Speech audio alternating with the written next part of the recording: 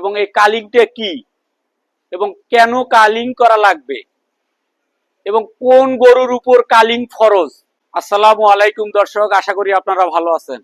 আমি আমার দৈনন্দিন কাজের মধ্যে আপনাদের সামনে একটা করে নতুন তথ্য উপস্থাপন করি। আজকের বিষয়টা নির্ধারণ করছি গরু কালিং এর উপরে এবং এই কালিংটা কি এবং কেন কালিং করা লাগবে এবং কোন গরুর উপর কালিং ফরজ, এইগুলো বিষয়ের উপরে আজকে আমি সম্পূর্ণটা আলোচনা করব আর এইগুলো বিষয় সম্পূর্ণভাবে আপনাদের মাধ্যমে তুলে ধরবো।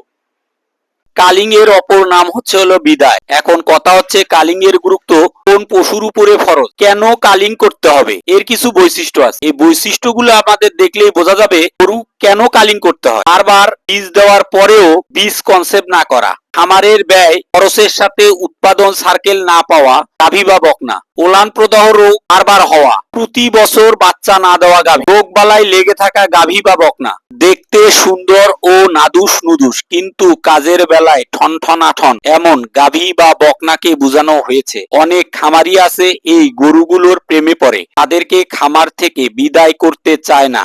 এইবার বুঝি বীজ কনসেপ্ট করলো বলে। চলুন একটা সমীকরণ করি। ভালো বীজের বিকল্প নাই। 800 টাকা হারে হিসাব করি। প্রতিবার যদি 800 টাকা করে বীজের পিছনে ব্যয় করেন তাহলে 5 বারের হিসেব করি। 5 বার বীজ খরচ 4000 টাকা। এর মাঝে ডাক্তার বাবুকে দিয়ে হরমোনাল ট্রিটমেন্ট খরচ 2000 টাকা।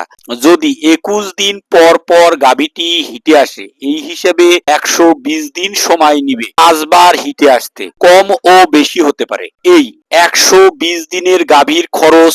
আবার প্রশ্ন আসবে, গাভী তো দুধ দিবে, ধরলাম গাভীর দুধের টাকা দিয়ে 120 দিন সকল খরচ চালিয়ে আপনার হাতে অবশিষ্ট টাকা আপনি চিকিৎসা খরচ চালালেন, কিন্তু আপনি যে এই 120 দিন পিছিয়ে পড়বেন সেই হিসাব কি আপনার আছে? শখ হোক আর কপাল গুনেই হোক, আপনার খামারে 7-8 লিটার দুধের গাভী আছে। এই উৎপাদন দিয়ে কি বর্তমান সময়ে ডেইরি বিজনেস করা যায়? এই প্রশ্ন কি আপনার মাথায় আছে? বলুন আর একটা হিসাব। 8 লিটার দুধের গাভীকে সর্বনিম্ন 4 কেজি দানাদার খাদ্য দিতে হবে। 4 কেজি দানাদার খাদ্যর দাম 120 টাকা ধরি। কাঁচা ঘাস, খড়, লেবার, বিদ্যুৎ বিল সহ প্রতিদিন 200 টাকা সর্বনিম্ন খরচ। কম ও বেশি হতে পারে। 8 কেজি দুধের দাম 50 টাকা করে হিসাব করলে 400 টাকা হয় প্রতিদিন। প্রফিট 200 টাকা। খুশি তো? কিন্তু এই 8 কেজি দুধের সর্বোচ্চ আপনি 90 দিন পাবেন। পরবর্তী সময় ধীরে ধীরে দুধ কমবে। বছর শেষে বাচ্চা বিক্রয় করে আপনার লাভ কত থাকবে ক্যালকুলেটরে হিসেব করে মিলিয়ে নিন, চিকিৎসা খরচ সহ। প্রিয় দর্শক, কালিং এর উপরে যদি আরো কোনো তথ্য পেতে চান তাহলে আমাকে দ্বিতীয় ভিডিও বানার জন্য অনুপ্রেরণা দেবেন। ধন্যবাদ।